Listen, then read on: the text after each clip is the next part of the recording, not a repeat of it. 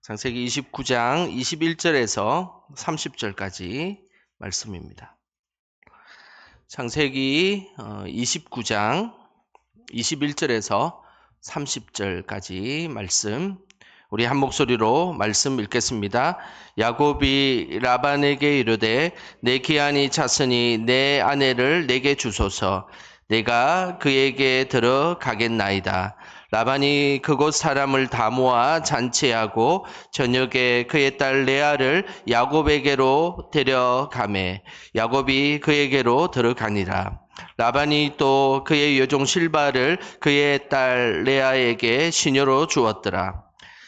야곱이 아침에 보니 레아라. 라반에게 이르되 외삼촌이 어찌하여 내게 이같이 행하셨나이까? 내가 라헬을 위하여 외삼촌을 섬기지 아니하였나이까? 외삼촌이 나를 속이심은 어찌 됨이니까? 라반이 이르되 언니보다 아우를 먼저 주는 것은 우리 지방에서 하지 아니하는 바이라. 이를 위하여 7일을 채우라. 우리가 그도 내게 주리니 내가 또 나를 7년 동안 섬길지니라.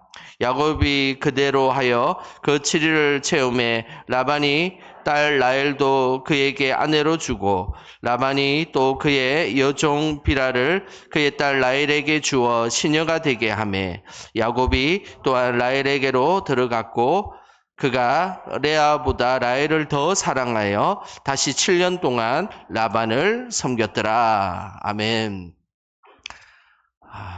오늘 이 금요일은 눈도 내렸고 날씨도 추운데 어떻게 이렇게 유혹을 잘 이기시고 기도의 자리로 오셨습니까? 우리 옆 사람에게 격려 한번 하도록 하겠습니다. 당신이 진정한 승리자이십니다. 이렇게.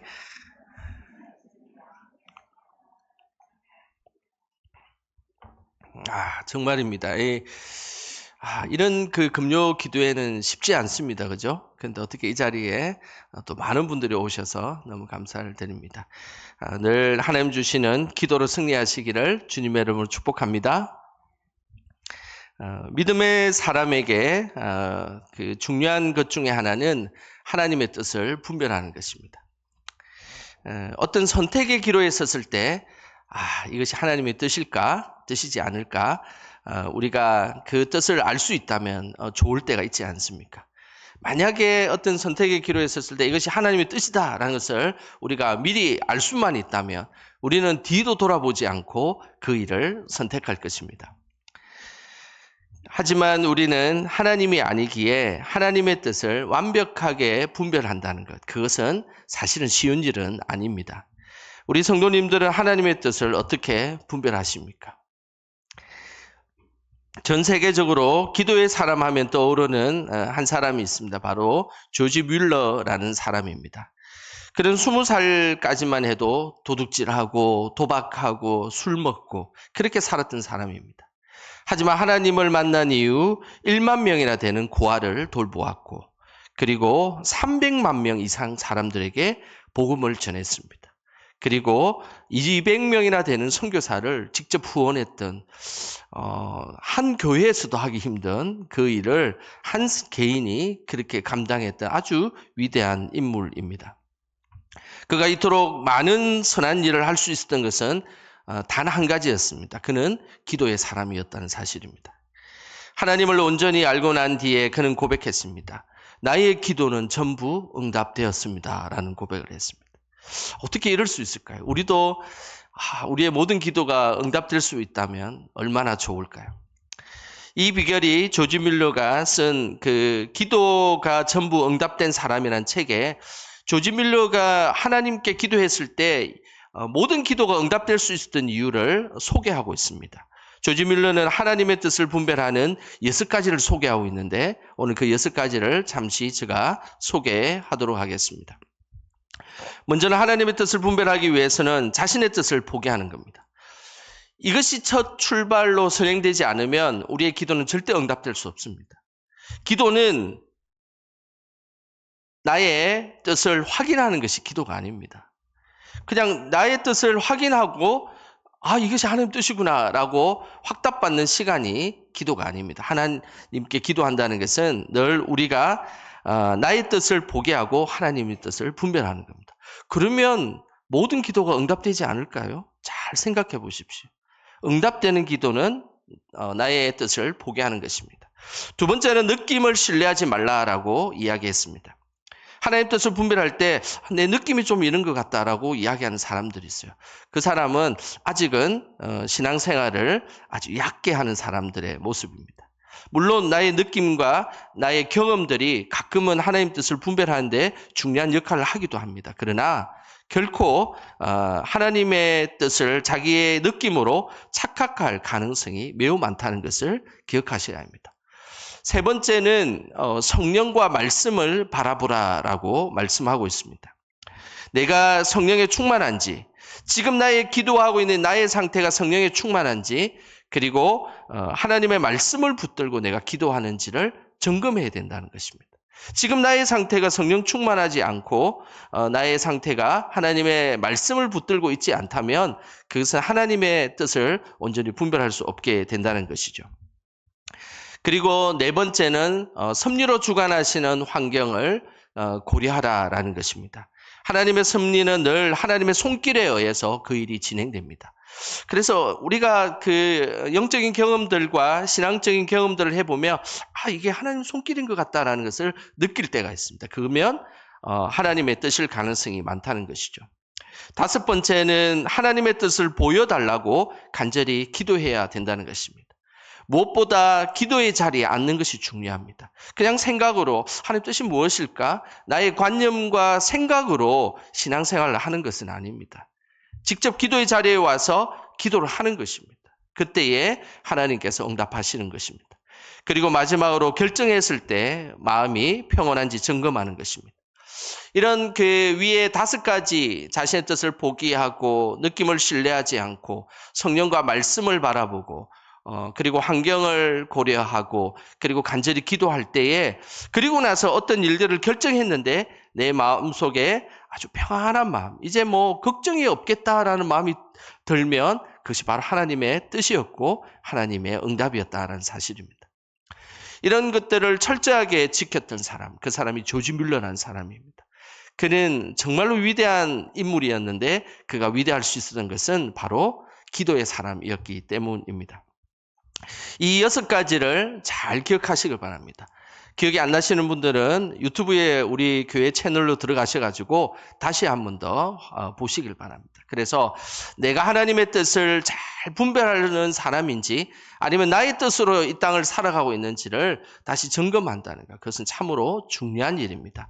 바라기는 하나님의 뜻을 온전히 분별하는 우리 모두가 되시기를 주님의 이름으로 축복합니다. 오늘 본문에는 야곱을 향한 하나님의 뜻이 분명히 드러나 있습니다. 야곱의 일단 모습을 한번 보겠습니다. 21절입니다. 우리 21절 같이 함께 읽어보겠습니다. 야곱이 라반에게 이르되 내 기한이 찼으니 내 아내를 내게 주소서 내가 그에게 들어가겠나이다. 이제 야곱은 7년 동안 열심히 일을 했습니다. 7년이 하루같이 지났습니다. 그 이유는 사랑하는 라헬을 위해서 일했기 때문입니다. 이제 7년이 다 되어서 이제 라반에게 찾아가서 외삼촌에게 찾아가서 라헬을 나에게 주시오라고 요청을 했습니다. 외삼촌 라반은 사실은 야곱보다 더 잘 속이는 사람이었습니다. 신혼 첫날 밤을 보냈는데 아침에 일어나니까 내 옆에 라헬이 있지 않고 레아가 있는 것이었습니다. 고대 사회는 이것이 가능했습니다. 지금 사회에는 불가능했겠죠. 근데 고대 사회는 전기가 없고 불이 없고 그리고 그 이스라엘 풍습상 사실은 그 아내를 잘 볼 수 있는 그런 환경은 아닙니다. 그래서 아침에 일어나니까 라헬이 있은 줄 알았는데 레아가 내 옆에 있었던 겁니다. 그래서 놀란 야곱은 삼촌 라반에게 찾아가서 어떻게 된 일이냐고 따졌습니다. 그 따지는 장면이 오늘 아주 중요한 장면인데요. 25절에 이렇게 기록하고 있습니다. 우리 같이 함께 읽어보겠습니다. 야곱이 아침에 보니 레아라 라반에게 이르되 외삼촌이 어찌하여 내게 이같이 행하셨나이까? 내가 라헬을 위하여 외삼촌을 섬기지 아니하였나이까? 외삼촌이 나를 속이심은 어찌 됨이니까? 야곱은 야곱의 자신의 입으로 자신의 이름의 뜻을 오늘 이야기했습니다. 야곱의 뜻은 성경에 속이는 자라고 기록하고 있습니다. 성경에 발 뒤꿈치를 잡은 자라고 이야기하는 것은 발 뒤꿈치를 잡았다는 것은 항상 사람들을 속이고 넘어뜨리기 위해서 발 뒤꿈치를 잡는 것입니다. 잡으려면 발 앞꿈치를 잡아야죠. 그리고 그 사람의 손을 잡아야 되겠죠. 그러나 속이고 넘어뜨리는 사람은 항상 뒤에서 발의 뒤꿈치를 잡는 사람입니다. 그래서 야곱의 이름은 속이는 자입니다. 오늘 라반은 오히려 더 야곱보다 잘 속이는 자였습니다. 야곱이 이만큼 속이는 자의 레벨이라면 지금 라반은 그보다 한 차원 더 높은 레벨에 속일 수 있는 그런 사람이었습니다. 그러면서 우리는 기억해야 될 것이 있습니다. 그것은 성경에는 속이는 존재는 항상 속임을 당하게 되어 있다는 사실입니다. 야곱은 지난날 자신의 형 에서를 속였던 사람입니다. 장자의 명분을 속여서 얻었고 그리고 에서의 축복을 가로채어서 그만 자신의 것으로 만들어버렸던 사람입니다. 그래서 늘 속임에 익숙했던 야곱이 이제 자기보다 더 잘 속이는 라반에 의해서 속임을 당하게 되었던 것입니다. 항상 속임을 잘했던 야곱의 모습은 에서의 분노에 잘 나타나 있습니다. 자신의 형 에서의 분노하는 모습이 창세기 27장 36절에 그 내용이 나오는데요. 우리 같이 함께 읽어보겠습니다. 에서가 이르되 그의 이름을 야곱이라 함이 합당하지 아니하나이까. 그가 나를 속임이 이것이 두 번째니이다. 전에는 나의 장자의 명분을 빼앗고 이제는 내 복을 빼앗았나이다. 또 이르되 아버지께서 나를 위하여 빌 복을 남기지 아니하셨나이까. 오늘 이 지금 말씀은 에서가 야곱이 자신의 복을 속여서 빼앗아 갔을 때 에서가 분노해서 하는 장면입니다. 야곱은 이름 그대로 속이는 자의 모습을 그대로 보였습니다. 평생 속이는 자로 살았던 야곱. 그렇지만 이제 외삼촌의 속임을 당하게 되었고 그리고 나중에는 또 자녀들에게도 속임을 당하게 되었던 사람이 바로 야곱입니다. 야곱은 자녀들이 요셉을 자신의 아들 요셉을 애굽에 팔았다라고 속이고 난 뒤에 요셉을 애굽에 팔고 난 뒤에 짐승에 의해서 죽였다고 그렇게 속였던 사람입니다. 그러니까 야곱의 인생은 항상 초반에는 속였던 사람이었고 나중에는 속임을 당했던 그런 인생을 살았던 것입니다. 자녀에게도 속임을 당했고 그리고 자신의 외삼촌에게도 속임을 당했던 인생입니다. 결국 야곱은 하나님께서 원하시는 믿음의 삶을 온전히 살지 못하고 늘 속이고 속임당하는 그런 인생을 살고 있었던 것입니다. 그래서 하나님은 야곱을 향한 하나님의 뜻을 늘 보여주기를 원하셨습니다. 그래서 야곱이 살아가는 이 여정 가운데 하나님의 뜻이 무엇인지를 늘 분별하며 살기를 하나님은 늘 야곱의 인생을 통해 기대하고 계셨던 것입니다. 야곱을 향한 하나님의 뜻은 무엇이었을까요? 그 뜻은 창세기 32장에 그 내용이 나옵니다. 야곱이 야복 강가에서 밤을 새워 하나님과 씨름한 후 야곱을 향한 하나님의 뜻이 그곳에 드러나는 장면이 나옵니다. 창세기 32장 28절 말씀입니다. 우리 같이 함께 읽어보겠습니다. 그가 이르되 내 이름을 다시는 야곱이라 부를 것이 아니요 이스라엘이라 부를 것이니 이는 내가 하나님과 및 사람들과 겨루어 이겼음이니라. 하나님은 야곱의 이름을 바꾸어 주면서 이제 야곱이라 부르지 않고 뭐라고 부르기로 되었습니까? 이스라엘이라고 부르기로 하나님은 말씀하셨습니다. 이스라엘이라는 뜻은 하나님과 겨루어 이겼다라는 뜻입니다. 여기서 하나님과 겨루었다는 말은 하나님과 대면했다는 말과 동일한 말입니다.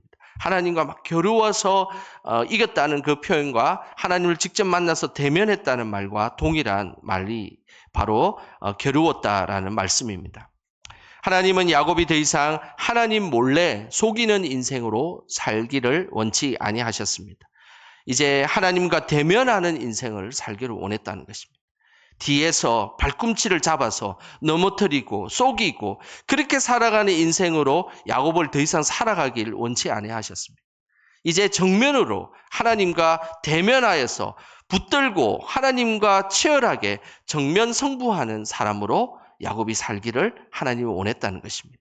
이것이 야곱을 향한 하나님의 뜻입니다. 당시 팔레스타인의 문화와 풍습은 속이고 빼앗더라도 자신의 부와 축복을 가로채는 것이 그 당시의 문화와 풍습이었습니다. 하지만 하나님은 하나님의 백성들이 세상의 풍습과 문화로 살아가는 것을 원하지 아니하셨습니다. 어려운 문제가 있으면 하나님과 대면하여 풀고 하나님과 대면해서 축복을 구하는 삶, 이것이 하나님을 믿는 백성들의 삶임을 분명히 말씀하셨습니다. 이 모습은 야곱뿐만 아니라 우리를 향하신 하나님의 뜻입니다. 우리도 어려운 일들이 생기고 자꾸만 세상적인 방법으로 속이고 빼앗고 쟁취하려고 해서는 안 됩니다. 그렇게 살아가는 사람은 여전히 이름이 바뀌지 않는 야곱처럼 살아가는 불쌍한 인생일 뿐입니다. 하지만 우리는 더 이상 야곱의 인생으로 사는 것이 아니라 하나님의 백성인 이스라엘의 이름으로 살아가야 하는 것입니다. 그래서 뒤에서 발꿈치를 잡는 인생이 아니라 직접 하나님과 정면승부를 하며 대면하며 기도하는 모습으로 살아가는 것. 이것이 우리를 향하신 하나님의 뜻입니다. 저는 오늘 이 밤에 기도하는 이 시간이 정말로 하나님과 대면하는 시간이 되기를 주님의 이름으로 축복합니다. 그리고 나의 문제를 정확하게 하나님 앞에 내려놓고 그리고 하나님과 겨루어서 그리고 힘을 다해 기도하는 시간이 되기를 소망합니다. 그때에 하나님은 우리의 삶에 늘 인도하시는 그 하나님의 뜻을 분명하게 보여주실 것입니다. 그 뜻을 갖고 담대히 살아가는 저와 여러분 되시기를 주님의 이름으로 축원합니다. 이 시간